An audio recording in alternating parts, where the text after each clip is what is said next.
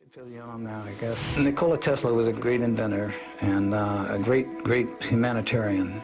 Well, Tesla wanted to get into his field, which was free, if you will, energy that comes from the surroundings. He was hired by J.P. Morgan to work with Westinghouse and Edison companies in the East Coast.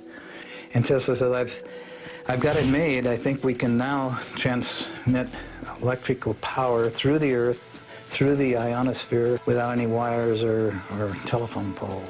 If you gave a device, like a free energy device, a generator that would service all their needs in their home for free, they could then bring out their creative talents, which they were born with and have been suppressed because they've had to toil for a living. They could be tremendous artists beyond our dreams, tremendous engineers beyond our dreams. J.P. Morgan was not buying it. He said, no, we're going to have to tear this stuff down. So Tesla kind of pulled back into himself and decided, well, I guess it's not time for this. Well, at that time, he was living in the New Yorker Hotel, actually, in New York. And there was a fellow by the name of Otis Carr who he's going to school, and to supplement his income, he worked as a clerk in this hotel. And Tesla and him became acquainted, and Carr was a sponge. He loved science in every way, shape, or form, but he was a natural science. He believed in the same thing Tesla did, that there's no limits to natural science, and everything should be on a simple level.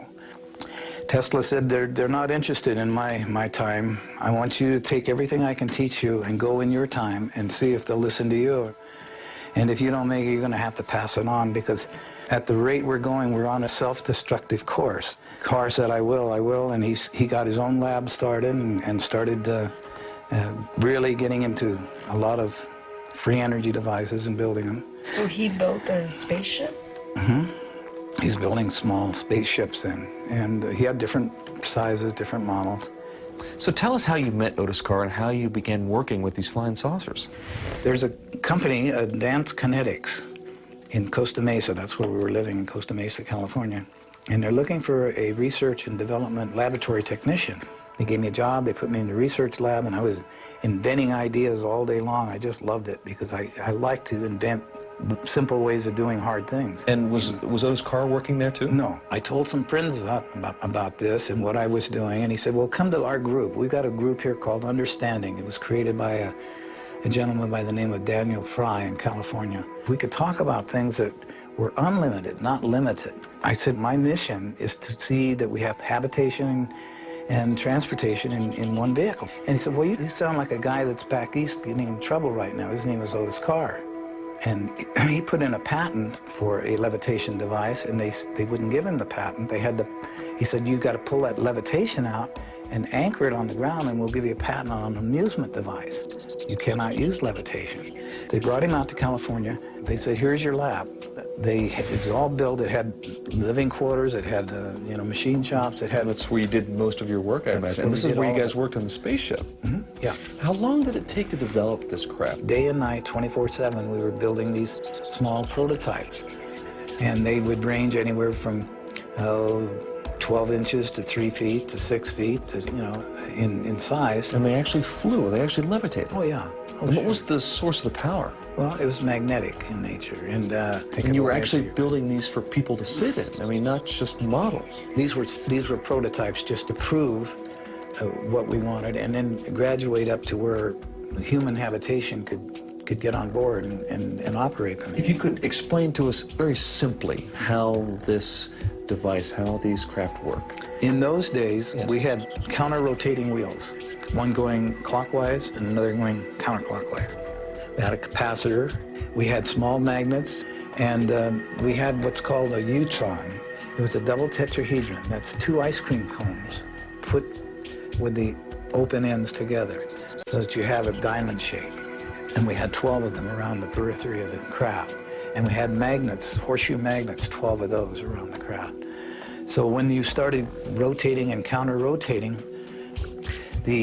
as these neutrons went through the field, they would act as a generator and a capacitor in themselves, and they would generate a lot of power, not necessarily electrical power, but vibrational power. When you get to the resonant frequency of your surroundings, it cancels everything out. It goes to a 0 point.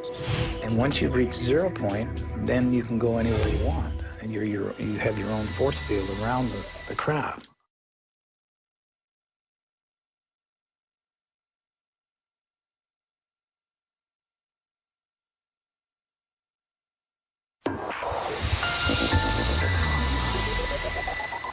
You control its up and down and left and right movements by how fast it spins or other gyros in there? Yeah, the ones with the models we had remotes, you know, to operate the models. But when you get up into the larger craft, it's not necessary, because everything then, as Carr was explaining, the difference between the brain and the mind is synergetic. You operate the craft like it was a friend. It's like it was a living thing, because Connect with the craft. yes, and that's the only way that our particular craft would work. There's a mental interface? Yes. So it's Wow. kind of like Yes. the thoughts carry out a vibration as well, and you have to go in harmony with the ship. So some sort of morphogenic field was created, perhaps, some sort of almost Yes. living field. Yeah, absolutely. Ralph, have you had a chance to fly it yourself? Flying is an antiquated word when it comes to the type of spaceships that we were operating, because they don't conventionally fly. Or levitate. They levitate and they teleport. They move through this thing called time and space. They actually traverse through multi-dimensions. So you created an artificial gravity field, is it safe to say? Yeah, you could say that, yeah. Is this in any way related to the work of John Hutchinson and his anti-gravity experiments? Well, it's along the same lines. I know John, he's an associate of our group. And as I mentioned before, there's all forms of levitation. But where ours differs from John's is that in order to operate our craft, it takes spirit. It takes a synergy. You have to recognize the craft as an entity of life itself. It has a consciousness, if you will, of its own. What John is doing is wonderful. I'm glad he's discovered a tremendous field of levitation and composition of metal and molecular structures. Ralph, can you tell us about your experience as being the co-pilot of one of these discs? Sure. The next stage up was the 45-foot craft. They had already designed and built it, and they wanted us to test it. So we got on board, and near the center of the craft was a giant crystal ball in a kind of a gyroscopic holder. Underneath that was a laser that came up through the bottom of this crystal. And as the light came up and dispersed around this crystal, it lit up the crystal from infrared all the way around to ultraviolet. And then Carr said, okay, guys, what I want you to do is just clear your brain and use your mind. So this is an experiment. And we're going to go outside and back in through what's known as time and space. And all you have to do is concentrate on what I'm about to tell you. We're going to go downrange 10 miles. And that 10 miles downrange is equated to the vibratory rate of the color aquamarine. The colors just kind of dissolved and started turning into this brilliant aquamarine. And it lit up the whole ship. And then he said, okay, that's it, boys. Get out of the craft, and we're going to debriefing. And we looked at each other like, oh, I don't think it worked. We didn't go anywhere. We didn't do anything. And we said, well, it didn't work, did it? He said, why don't you guys empty your pockets? And we started pulling out sticks and stones and grass and stuff and putting them on the table. And I know we didn't have those going in. And where in the heck did this come from? And he said, well, you remember I told you about the brain has a limited capacity. It cannot believe beyond its jurisdiction. It doesn't want to believe anything beyond that. So you travel with your mind, and it will come back to you, and then all these dots will be filled in as your life progresses. You'll remember what you did.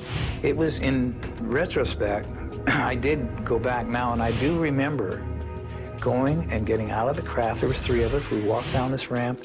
We got out and we went over to a little hillside. I can see it right now. We picked up rocks and sticks, put them in our pockets, and we got back on board. I remember it now, but I didn't remember it then.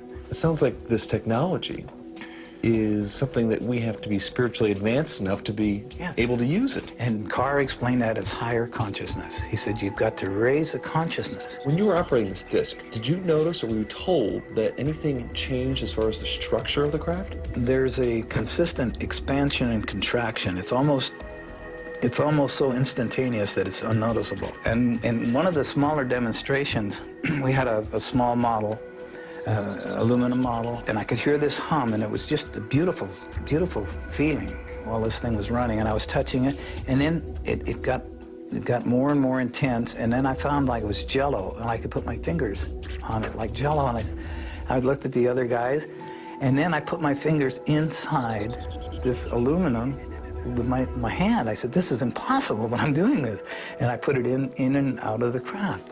And Carr was over there because he said, you're energy, and that's energy. And when you understand that, and you get a harmonic with energy, you get a balance, you can do anything. There's no limit. So the next day, he had another model, and we put it up, but he was going to accelerate beyond. He says, these retinas are like cameras, are flashing at milliseconds. And when you flash fast enough, things seemingly disappear. So with that in mind, here's our next demonstration. So we fired this one up, and we were all watching it, and I was getting ready to put my hand in it, and whew, the whole thing disappeared right in front of us. He said it's quite simple. Tesla did this all the time in his laboratory, and it's teleported. He said, well, where did it go? And he said, well, it might have landed on somebody's dining room table. I don't know. He says, I don't know yet where it went, and I don't know if it'll come back. Maybe it'll show up someday. Maybe it's gone. Maybe it's still there. But we just don't see it. So we don't see it, yeah, and it's out of our dimension. And he explained that the mind, when you tune yourself high enough and you get into the mind space instead of the brain space, instead of logic or instead of reasoning or instead of all those things, you just get up to a sense of knowing. You know who and what you are, that you're a created, immortal, infinite being, and we all are. And he said everybody on this planet are gods by comparison, and they don't know it. They're asleep. And until they wake up, this is what our job is. We're making these toys, trying to get them to wake up, to realize there's no limits to what they can do. They don't have to live in servitude. They don't have to live in poverty. They've just been told that by people that unfortunately want to control things. Carr explained to us that the brain that we have operates this water vessel which we live in, but the energy that inhabits the vessel is who and what we are. We are energy. We're not bodies. The energy is all magnetic in nature. It's free in nature. We're swimming in energy. Well, before we could get any further with it, we were invaded, if you will, by people with a piece of paper that said they were at this time closing us down. The paper read that we were attempting to overthrow the monetary system of the United States, and that could be construed as high treason, and we were shutting you down and confiscating all your equipment. Wait a minute. Didn't John Hutchison say the same thing about the Canadian government? That they confiscated his entire lab at one time? I stayed in touch with Carr as much as I could, but as soon as I contacted him, I was contacted by somebody, and we told you to stay away from even thinking about this. Well, what did the energy companies do to Carr?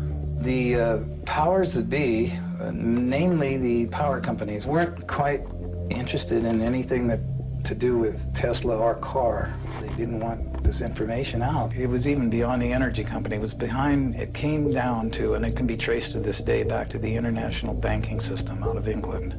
That's where this all started, the monetary system per se. Because his inventions were so revolutionary, would it upset the whole banking system? Yes, it would upset everything. They had a very, very earnest effort put forth to eliminate Carr and his inventions and his ideas.